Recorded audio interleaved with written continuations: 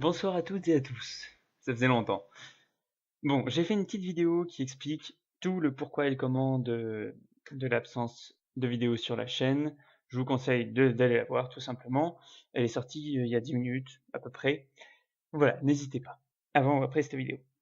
Bon, cette vidéo elle est un peu plus sérieuse, elle est un petit peu plus intéressante, je pense. On va parler de certaines affirmations un petit peu de comptoir entre guillemets qu'on peut entendre autour de l'élection d'Emmanuel Macron. En fait, j'aimerais bien revenir sur cette élection d'Emmanuel Macron et ce qu'elle implique pour les autres partis. On entend souvent dire que l'élection d'Emmanuel Macron, elle a soit détruit la gauche et la droite, soit elle les a rassemblés. Alors, c'est vrai que c'est tentant. Elle les a détruits. euh, on aurait effectivement un parti socialiste et les républicains qui représentent cette gauche et cette droite, et c'est vrai que ce sont deux partis qui sont actuellement dans un sale état. Maintenant, ça ne veut pas dire qu'ils ne vont pas muter, ça ne veut pas dire qu'ils ne vont pas changer. Le rassemblement. C'est vrai que Emmanuel Macron a l'un des gouvernements les plus hétéroclites de la Ve République, peut-être même le plus hétéroclite. Maintenant, pour moi, il a plus rassemblé une droite et une gauche que la droite et la gauche. Et la nuance est importante.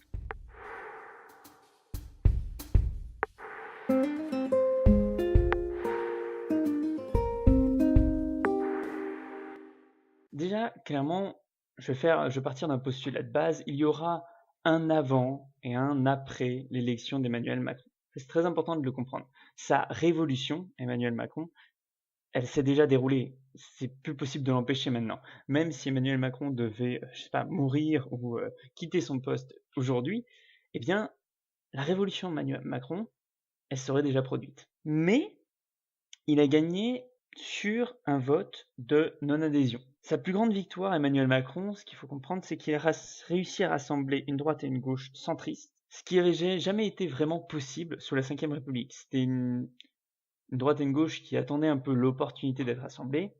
Bayrou avait essayé d'attraper cette opportunité, il n'avait pas réussi à le faire.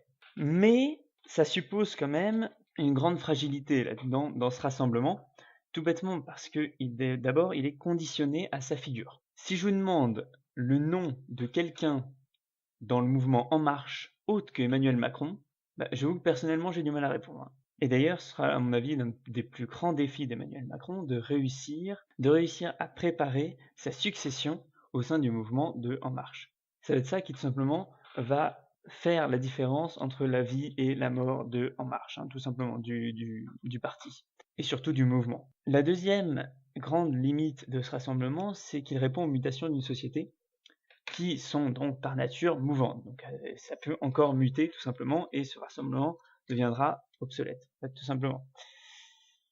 De plus, Emmanuel Macron a plus été élu sur la faillite de cet adversaire que sur une véritable réussite de sa campagne. Bon, je reviendrai même pas là-dessus. Je veux dire, vous savez que Hamon et Fillon ont tous les deux, et pour des raisons différentes, loupé leur campagne présidentielle 2017, il n'y a même pas besoin de développer. Mais Emmanuel Macron a quand même beaucoup capitalisé là-dessus. Enfin, ce qu'il faut comprendre, c'est qu'Emmanuel Macron a été élu sur le fait qu'il allait tout changer sans rien changer. Alors, je suis d'accord, résumé comme ça ne veut rien dire, mais vraiment. Et pourtant, ça a beaucoup de sens quand on l'exploite un petit peu et quand on le développe un petit peu. Est-ce que vous vous souvenez du nombre de vidéos qu'on a eues notamment pendant l'entre-deux-tours, de supporters, notamment sur Facebook, de supporters de Macron qui n'étaient incapables de citer une seule mesure d'Emmanuel Macron et qui pourtant étaient à fond derrière lui. Et tout le monde se foutait de leur gueule, moi y compris, j'avoue. Et pourtant, eh ben, ils n'étaient pas complètement dans le faux. Bon, déjà, il y a beaucoup de gens qui font ça, qui sont derrière un candidat, mais en n'ayant aucune idée de leurs mesures. Mais Emmanuel Macron, c'était encore plus prégnant. Je veux dire, même moi qui ai écrit une vidéo sur le programme d'Emmanuel Macron, j'ai un peu de mal là à vous citer une mesure phare de son programme. Et c'est vrai qu'au final, Emmanuel Macron, c'était absolument pas un candidat dont on parlait en parlant de ses mesures phares. Généralement, quand on parle d'un candidat à l'élection présidentielle, il va avoir deux, trois grandes mesures qu'il va souvent mettre en avant, et quand vous parlez avec quelqu'un que vous connaissez pas trop de politique et vous dites vous pensez quoi de Monsieur X ou de Monsieur X ou de Monsieur Y, vous va dire sa mesure numéro 1, je suis plutôt d'accord, regardez, faut plutôt faire ça, etc. Emmanuel Macron, on ne parlait pas de ça. Enfin, je sais pas vous, mais moi, la plupart des personnes avec qui je parlais d'Emmanuel Macron, on disait bah oui, mais ce serait bien quand même qu'il y ait un jeune qui gouverne, et puis en plus c'est un novice de la politique, mais en même temps, il est dans le sérail depuis longtemps, donc il a les clés, mais en même temps, il n'est pas perverti par le système, et je mets des guillemets avec les doigts là, etc., etc., etc. Mais on parlait assez peu de son programme. Et pour une raison très simple, Emmanuel Macron n'a pas été élu sur un programme, il a été élu sur des valeurs et sur un espoir. Et cet espoir, c'était le fait qu'on aurait quelqu'un qui réussisse à changer ce qui n'allait pas dans le système sans changer le système. Parce que actuellement, ce qui se passait jusque-là, jusqu'avant l'offre Macron, c'est qu'on avait soit des candidats pro-système, qui faisaient 2-3 réglages mais sans plus, soit des candidats anti-système qui disaient faut tout foutre en l'air. Et il y a beaucoup de personnes au final qui sont dans un entre-deux, qui pensent que ce système au final c'est peut-être pas le meilleur qui soit, mais c'est le moins pire, et à côté de ça, qui pensent que quand même, il y a quand même sacrément de trucs qui ne fonctionnent pas là-dedans. Emmanuel Macron, c'était un peu cet espoir d'avoir quelqu'un qui résolve le paradoxe. Je veux dire, je sais pas s'il va le faire ou pas, et c'est même pas la question de cette vidéo. Mais je vous dis juste ce que pensaient la plupart des personnes qui ont voté pour Emmanuel Macron à ce moment-là et pour ces raisons-là, quoi. Mais du coup, il a été élu sur un ensemble de valeurs, sur un espoir, sur la faillite de ses adversaires, sur un gros coup de bol quand même aussi, et un gros coup de flair. Mais est-ce que c'est du coup suffisant tout ça pour pronostiquer la mort, d'une façon ou d'une autre, que ce soit par rassemblement ou par destruction, de la droite et de la gauche? La situation me semble quand même beaucoup plus complexe que ça. Alors maintenant, je vois 3 grandes possibilités. La possibilité numéro 1, c'est qu'au final, la gauche et la droite, donc le PS et les Républicains, vous l'aurez bien compris, font des changements esthétiques, 2-3 comme ça, et qu'ils capitalisent sur une faillite de Macron pour revenir sur le devant de la scène. Ça suppose une faillite de Macron, mais ça me paraît pas du tout impossible. La deuxième possibilité, c'est qu'on ait les Républicains et le PS qui font de gros changements autant dans la forme que dans le fond. Donc changement de logo, changement de tête d'affiche, changement au sein du parti, rapprochement de la base, changement de la hiérarchie du parti, etc. etc. Tout, vraiment. Et même changement des mesures. Et on peut supposer que ça leur permettrait de revenir là encore sur le devant de la scène. Pourquoi pas? C'est, je vous avoue, la possibilité à laquelle je crois le moins, mais elle n'est pas impossible. La troisième possibilité, c'est qu'on ait en fait les Républicains et le PS qui s'atomisent petit à petit. S'atomisent dans le sens où ils se fractionnent et qu'il n'y a aucun des groupes qui soit suffisamment important pour pouvoir prendre l'avantage sur les autres et rassembler tout le monde.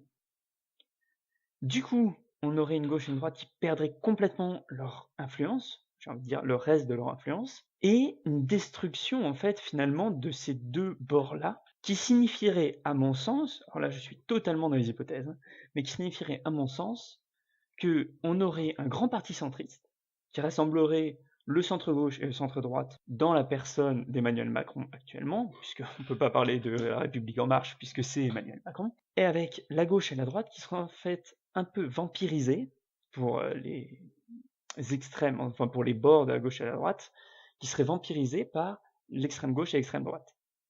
Parce qu'actuellement, ce qui empêche vraiment l'extrême gauche et l'extrême droite de pouvoir les chasser ailleurs, entre guillemets, c'est qu'ils n'ont pas le terrain de jeu. Ils n'ont pas la place politique pour manœuvrer au sein de l'échiquier politique français, si vous voulez. Pour être plus clair, vous pouvez pas, dans le cas d'un Mélenchon par exemple, vous pouvez pas non plus trop vous rapprocher de la gauche. Parce que vous perdez vos électeurs, et vous séduisez pas ceux de la gauche qui, a priori, sont déjà séduits par un autre parti, puisque vous êtes nouvel arrivant. Du coup, on aurait une extrême gauche et une extrême droite qui prendraient peu à peu la place de la gauche et de la droite, mais en restant dans les extrêmes, à mon sens. Donc on aurait une Marine Le Pen qui resterait Marine Le Pen, mais qui adopterait petit à petit le discours de François Fillon et de Nicolas Sarkozy. Je la vois mal aller dans le discours d'Alain Juppé. Justement, Alain Juppé resterait plus, tous ceux qui sont pour Alain Juppé resteraient plus sous Macron, et ceux qui sont plus à droite que Juppé, à partir d'un certain curseur, iraient rejoindre Marine Le Pen. Alors ce serait une solution qui aurait le mérite de l'originalité, puisqu'on partirait sur un système tripartite, ce qui est relativement rare au sein des démocraties occidentales, ce qui n'est pas du tout quelque chose d'absolument extraordinaire qui ne s'est jamais produit, hein. Ça s'est déjà produit, et il y en a actuellement des systèmes comme ça. Mais c'est vrai que au sein du système politique français, il me semble que ce serait une première. Donc tout ça promet d'être intéressant. Je vous avoue que c'est la possibilité, voilà, que je vois la plus probable à l'instant T où je vous parle. Tout d'un coup, dans 3 mois, il y aura tout qui sera bouleversé, et je me dirai, ah bah non, en fait, c'est totalement une autre hypothèse qui peut prévaloir. Mais là, actuellement, comme ça, je vous avoue que c'est cette possibilité-là que je vois là comme étant la plus probable. Reste à voir ce que nous dira l'avenir. Bon, voilà, c'est la fin de cette vidéo. J'espère qu'elle vous aura plu. Si vous avez des critiques à m'adresser, n'hésitez pas à commenter. J'ai balancé pas mal de points dans cette vidéo sans vraiment les développer. Si vous voulez un développement que ce soit en vidéo ou en commentaire, pareil, commentaire. Sinon, bah, faites jouer les pouces bleus, les pouces rouges. Vous connaissez la chanson. Partagez la vidéo si vous voulez vraiment m'aider, clairement ce qui est le plus efficace. Sur ce, à la prochaine, et surtout, réfléchissez bien.